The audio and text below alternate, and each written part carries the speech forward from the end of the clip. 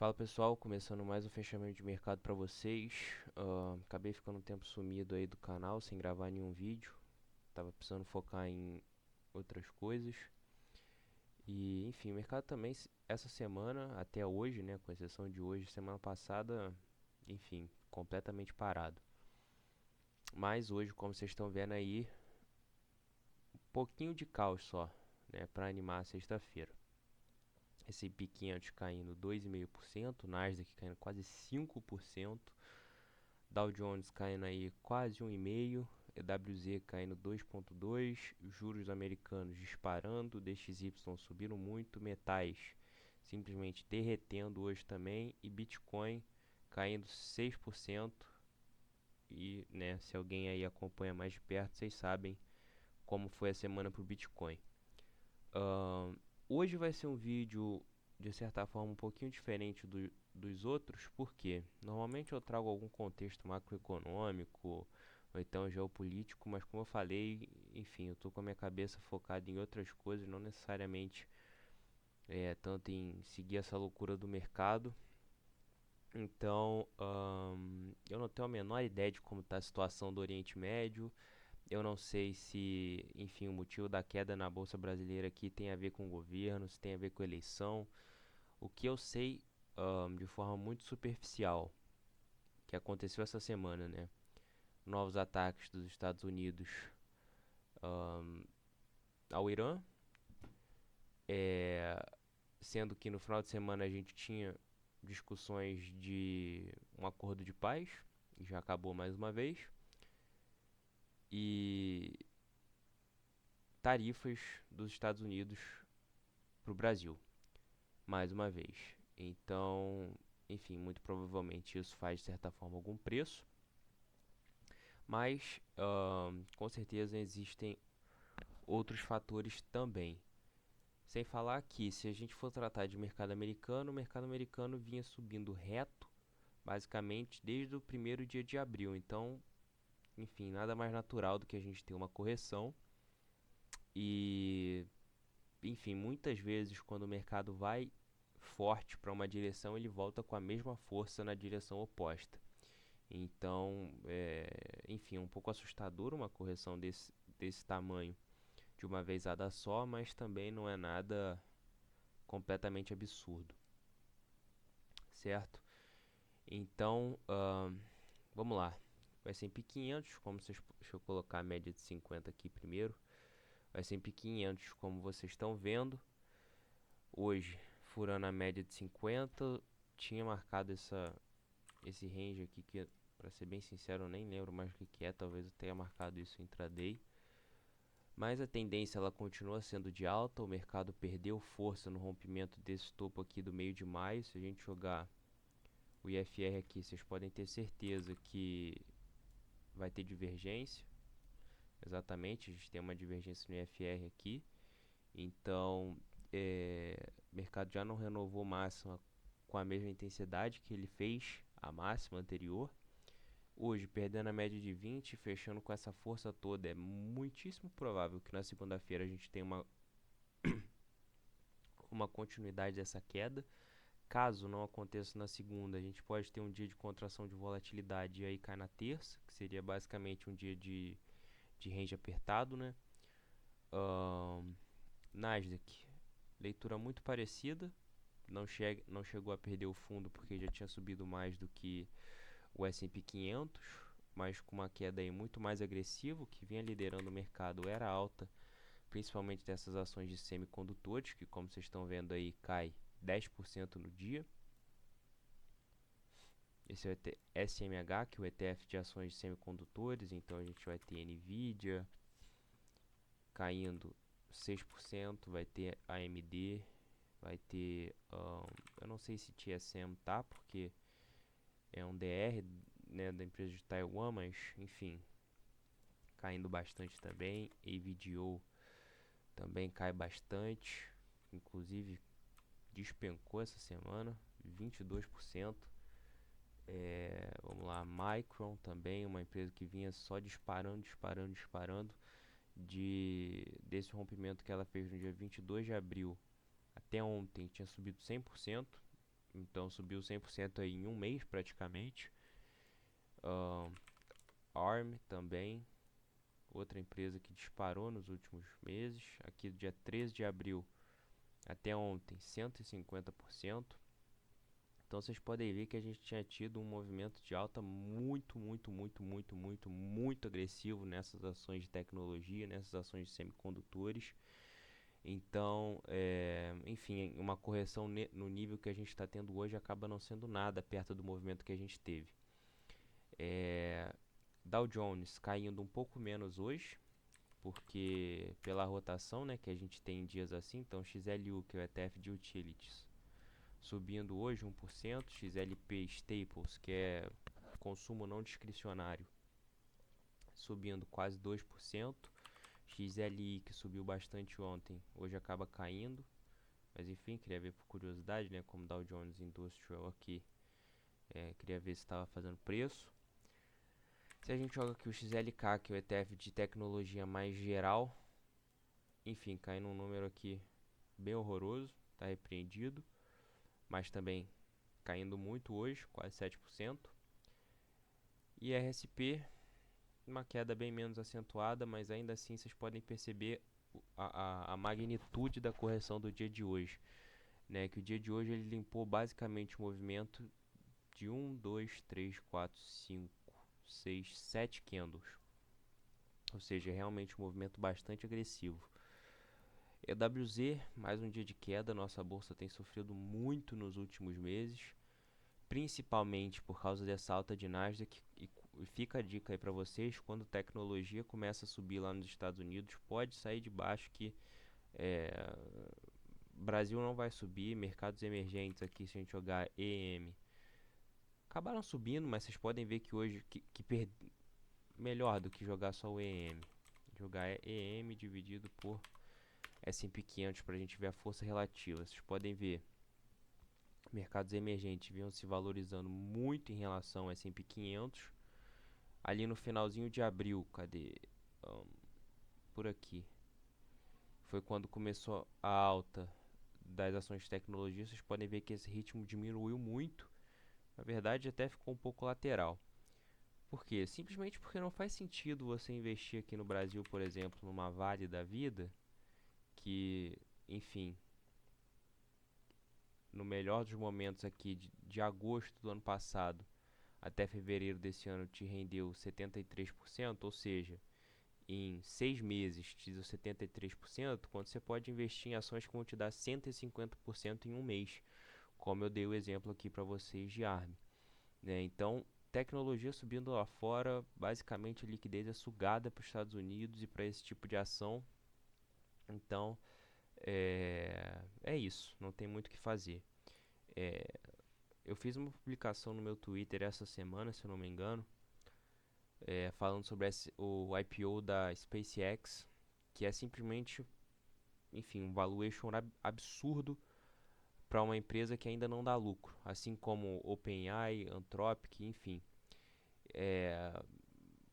Sendo bastante sincero, esses IPOs eles têm muito cheiro de topo de mercado, porque são claramente IPOs muito supervalorizados, que no final com certeza vão ser excelentes para quem está vendendo e péssimos para quem está comprando. E se a gente for ver principalmente essa euforia que o mercado viveu nos últimos 2 meses, tem muito cheiro de topo esse movimento de IPOs aí. Enfim, voltando a falar de Brasil, tendência agora é de queda. O mercado rompeu essa LTA que vinha desde abril do ano passado. Médias já se inverteram para queda, já perdemos esse fundo aqui do final de março, já tivemos pivô de baixa, então a tendência agora é de queda. Próximo ponto de suporte é aqui na casa dos 33,60, que é a média de 50 do semanal, que é o primeiro toque também desde julho de 25, então pode ser um ponto de suporte bastante relevante. Eu esperava que isso aconteceria na média de 20 do semanal, mas o mercado simplesmente ignorou. Mas eu acho que esse toque da média de 50 ele se torna um pouco mais relevante, principalmente pelo fato de que a gente vem, né, de 7 semanas seguidas de queda. Que se vocês voltarem no passado aí, vocês vão ver que é um movimento bastante incomum para o Ibovespa. até mesmo lá no final de 2024, que, enfim, todo mundo dizia que era o fim do mundo, o dólar batendo R$ 6, juros subindo pra caramba, o Ibovespa só caindo direto. A gente não teve 7 semanas seguidas de queda. A gente teve aqui, por exemplo, 5 semanas seguidas, depois a gente teve uma semana muito forte, 5 semanas, que na verdade não foram 5 semanas seguidas, porque essa daqui subiu, então 4 semanas seguidas de queda. Enfim, então é um movimento bastante atípico. E o toque dessa média de 50 ele tem bastante potencial para gerar um repique. Não estou dizendo que vai reverter a tendência, mas pode servir como um movimento corretivo para o mercado na alta. Uma técnica que eu acho interessante para a gente mensurar a possibilidade que o mercado pode seguir quando ele faz um falso rompimento, como ele fez aqui para cima, é pegar isso e projetar para baixo a partir do último fundo. Então a gente teria ali na casa dos 33,11 dólares, seria uma região de interesse para a semana que vem, para o mercado começar esse movimento corretivo. Se a gente joga aqui no Ibovespa, basicamente esse ponto seria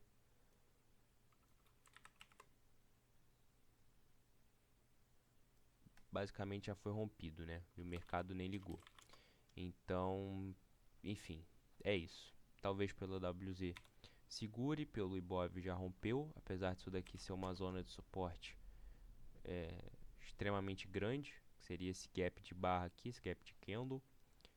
Mas enfim, a tendência do Ibovespa ela é de baixa, está próximo de encontrar regiões de suporte, mas vamos ver como que esse fluxo de dinheiro no mundo todo aí se comporta para e ver se o Ibovespa vai se segurar ou não, certo? Vamos falar de juros. Juros americanos hoje explodindo mais uma vez, o juro de 10 anos. Mais uma vez, tentando fazer o rompimento dessa LTB. Se confirmar o rompimento disso aqui, a coisa fica feia, porque basicamente é a precificação de uma inflação por um período muito maior, Fed subindo juros, enfim, vocês sabem o que tudo isso significa. Eu fiz também uma publicação no Twitter falando sobre esse possível pullback nessa região de suporte e na média de 20, que poderia gerar um movimento de alta, porque a tendência aqui ela é de alta, algo que já não era visto há muito tempo no juro americano. Se a gente voltar aqui no gráfico de mais longo prazo, a última vez que o mercado que o juro americano teve uma tendência foi da década de 40 ali até o final da década de 80, ou seja, era um ciclo basicamente de 40 anos aí apenas de queda no juro americano, que foi de 80 até 2020, e desde então a gente viu uma mudança nesse ciclo para uma tendência de alta, e o rompimento desse triângulo aqui no gráfico mensal ele é realmente bastante preocupante. Se não pode levar ao longo das próximas décadas a gente a viver um movimento como esse aqui, que foi ali, né, do começo da Segunda Guerra Mundial até o final da década de 70. E vocês sabem como terminou isso, né? Inflação altíssima. Juros de 2 anos a mesma coisa, que o histórico é um pouco menor, mas o movimento é o mesmo, também próximo do rompimento dessa LTB, perdão. Já está numa tendência de alta e hoje explodindo também. Se a gente for olhar o juro brasileiro, mesma coisa, simplesmente explodindo. Rompeu todos os canais de baixa que eu tinha projetado aqui. A tendência também já é claramente de alta. Enfim, um movimento bem horroroso. Isso daqui é o DI 29. Se a gente for olhar uma ponta mais longa da curva, vai estar basicamente o mesmo movimento. Opa.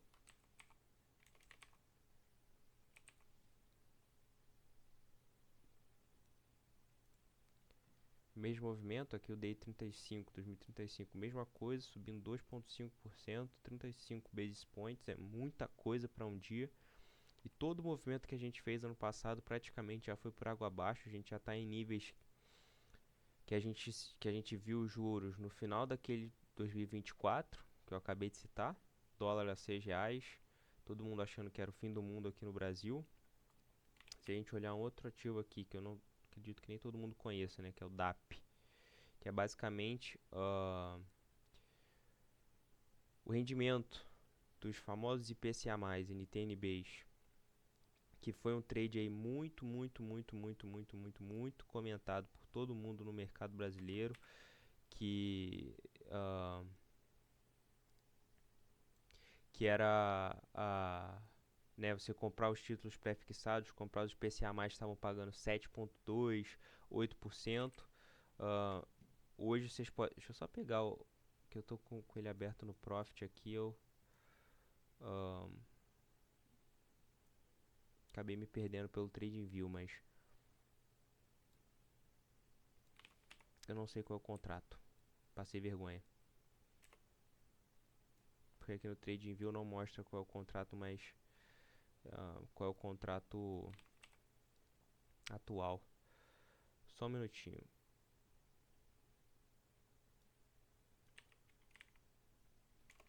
Enfim.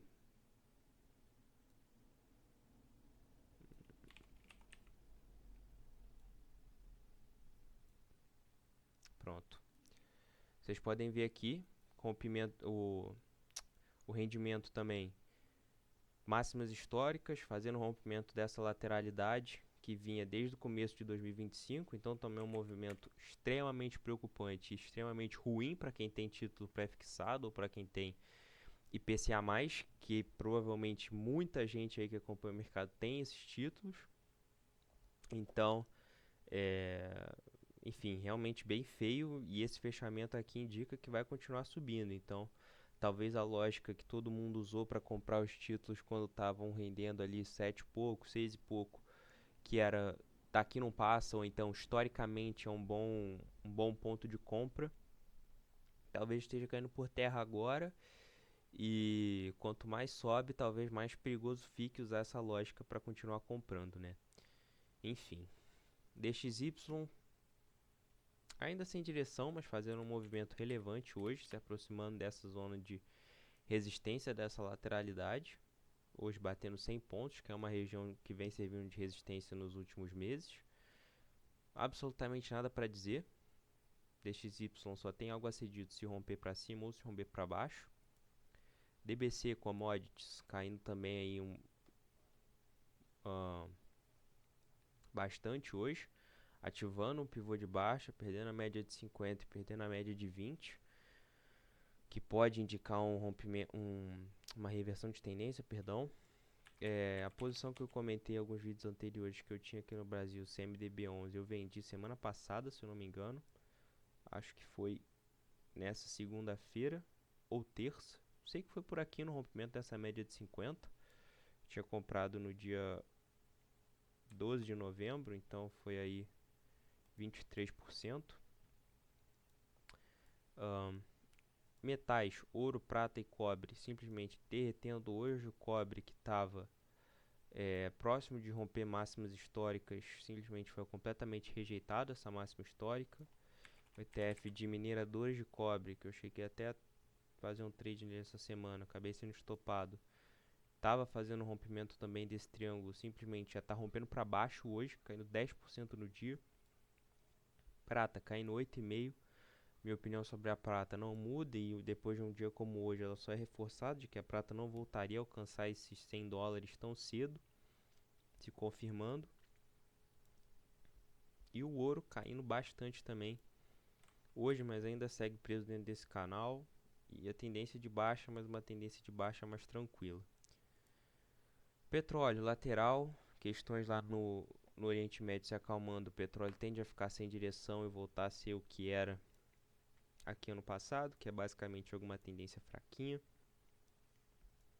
Commodities agrícolas despencaram essa semana, confesso que eu não tinha visto. E aos poucos a tese das commodities vai um pouco perdendo a força, né? Metais caindo bastante, DBC já fez um rompimento, perdendo a força, na verdade, bem relativo a esse tipo de comentário, né? Porque se a gente tivesse operado como eu operei, né? Isso esse ano já teria dado para fazer um bom trade. Mas enfim, commodities agrícolas caindo bastante essa semana. Como eu disse, não tenho contexto do porquê, mas tá aí.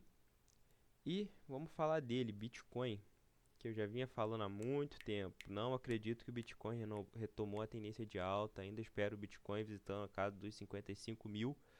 Tá aí, fez um rompimento essa semana, ainda não chegou nos 55, tá numa região de fundo bastante relevante, isso é bem verdade, que esses 60 mil dólares, deixando sombra, é bem possível, na verdade, não necessariamente provável, é bem possível que ele faça um pullback, pelo menos na média, e quem sabe depois faça um rompimento. Eu continuo trabalhando com essa região dos 55 mil, 50 mil dólares como um alvo para essa queda. Já vejo gente projetando o alvo na casa dos 40, 25 mil dólares também, mas aí por enquanto eu já acho demais. Até o momento continuo esperando os 55, 50 mil. E dependendo de como for, ali eu começo a pensar em compras de Bitcoin. Gráfico semanal, tendência claramente de queda, pullback na média de 20 ficou lindo, e um reteste nessa região de fundo, e caindo na semana 17%. Agora sim o Bitcoin voltou a ser Bitcoin, certo? Porque Bitcoin andando 1%, 0,5% no dia não estava aparecendo Bitcoin. Mas enfim, esse foi o vídeo, eu espero que vocês tenham gostado. Se você gostou, deixa seu like, deixa um comentário, manda esse vídeo para algum amigo. Se inscreve no canal e muito obrigado por ter assistido o vídeo até aqui. Até semana que vem.